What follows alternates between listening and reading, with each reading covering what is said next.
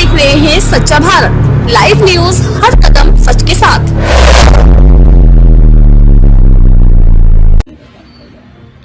देश के खिलाफ कौन साजिश रच रहा है? देश के अगर आपने अपने दोस्त को ही देश मान लिया है और उसके खिलाफ कोई बोलेगा, उसके भ्रष्टाचार के खिलाफ कोई बोलेगा तो देश के खिलाफ बोल रहा है, ऐसा मान लिया है, तो मेरे ख्याल से प्रधानमंत्री जी को उनका दोस्त अडानी प्रिय हो सकता है, लेकिन वो देश के लोगों को प्रिय नहीं है। वो देश की बिजली लूट रहा है, वो देश का पानी लूट रहा है, गैस लूट रहा है, पोर्ट लूट रहा है, एयरपोर्ट लूट रहा है, रेल लूट रहा है, सेल लूट रहा है। आकाश से लेकर पाताल तक पूरा देश के प्रधानमंत्री अपने दोस्त को नीलाम करते जा रहे हैं और वो पूरी दुनिया में भारत की बदनामी करा रहा है। कीनिया से भगाया जा रहा है, ऑस्ट्रेलिया से भगाया जा रहा है, मॉरिशस में उसके भ्रष्टाचार पकड़े गए, फ्रांस से भगाया जा रहा है, अमेरिका में उसके खिलाफ अरेस्ट वारंट हो गया।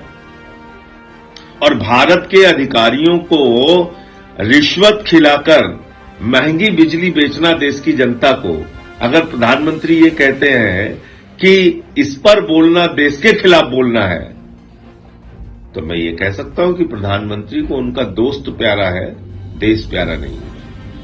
लेकिन विदेश मंत्रालय इस बात से इनकार कर रहा है कि यूएस से सम्मन मिला है गौतम अडानी के लिए। विदेश मंत्रालय क्यों इनकार कर रहा है? विदेश मंत्रालय कोई अडानी के लिए काम करने वाली संस्था है क्या? अडानी का कोई बयान आपने सुना आज तक? आपने क्या विदेश मंत्रालय अडानी के अधीन आ गया है? पूरी की पूरी भाजपा अडानी की नौकरी कर रही है। जितने बीजेपी के प्रवक्ता हैं, बीजेपी के सारे नेता, झारखंड के मुख्यमंत्री को सूली पे चढ़ाओ, बंगाल के मुख्यमंत्री को सूली पे चढ़ाओ। अरे केजरीवाल अभी तक कैसे बचा है, इनको तो चौराहे पे गोली मारो। लेकिन जब अडानी का मामला आएगा तो पूरी की पूरी भारतीय जनता पार्टी, पूरी बीजेपी वो अडानी की नौकर बन जाएगी। ये सब उनकी नौकरी कर रहे हैं। नहीं, हमारे भैया को मत छेड़ो, हमारे भैया को कुछ मत कहो, हमारा भैया अडानी, उसके खिलाफ कैसे आप बोल सकते हो? तो जाके जूते चाटो, आपको चाटना है तो। विदेश मंत्रालय क्यों स्पष्टीकरण दे रहा है? भाई अडानी के मामले में जो भी पक्ष रखना है, अडानी को रखने दो। तुम लोग क्यों लगे हुए हो इतना उसकी वाहवाही में? इसीलिए मैं कह रहा हूं, प्रधानमंत्री इंडिया के लिए नहीं, अडानी के लिए काम करते हैं। उनके देश के विदेशी दौरों की जांच कराई जानी चाहिए प्रधानमंत्री के।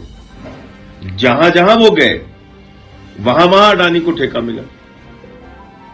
श्रीलंका में भारत की बदनामी, बांग्लादेश तक में भारत की आप हिंदुस्तान की बिजली उठा के बांग्लादेशियों को दे रहे हैं और यहां बोलते हैं बांग्लादेशी घुसपैठियों के खिलाफ। हम लोग बेवकूफ हैं, घास खाते हैं, हमें कुछ समझ नहीं है। तुमने हजारों करोड़ की बिजली उठा के हिंदुस्तान की बांग्लादेशियों को दे दिया।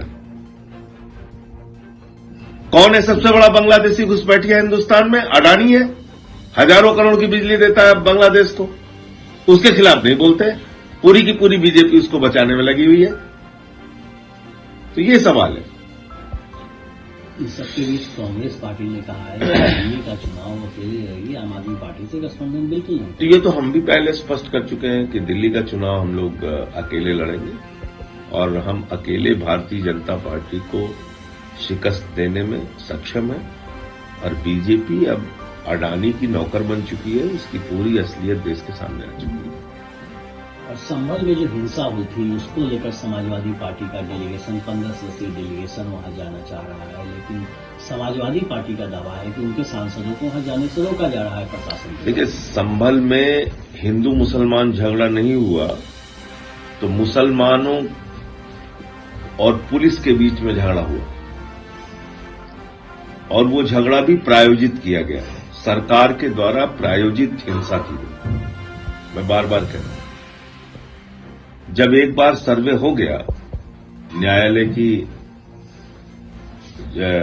के आदेश से वो सर्वे सही था गलत था वो एक अलग विषय है। फिर दोबारा डीएम कैसे आदेश दे रहा है वहां सर्वे कराने के लिए? किस आका के कहने पे आदेश दिया था डीएम ने? इसकी जांच नहीं होनी चाहिए?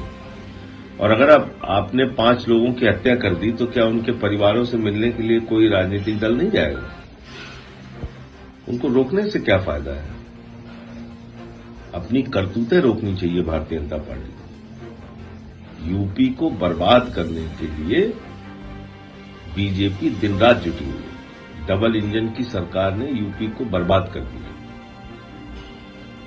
रोज दंगा फसाद हिंसा, कभी बहराइच, कभी अलीगढ़, कभी मुरादाबाद, कभी संभल, कभी कहीं चल रहा है।